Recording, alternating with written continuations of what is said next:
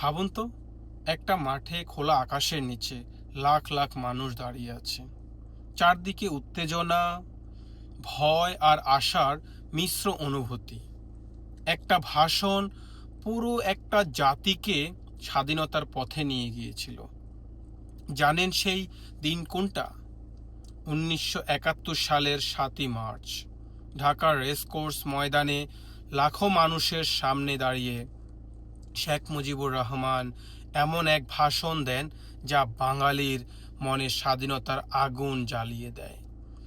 সেদিন তিনি বলেছিলেন, এবারের সংগ্রাম স্বাধীনতার সংগ্রাম, এবারের সংগ্রাম মুক্তির সংগ্রাম।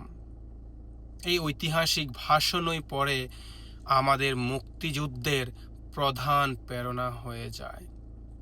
আজকের এই দিনে সশ্রদ্ধ সম্মানে স্মরণ করছি সেই মহান নেতাকে, 30 লাখ শহীদদেরকে, 2 লাখ মা বোনের আত্মত্যাগের বিনিময়ে কিন্তু আজকের এই বাংলাদেশ।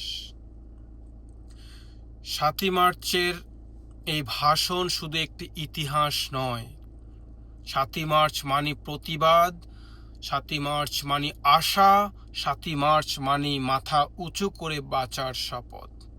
জয় বাংলা।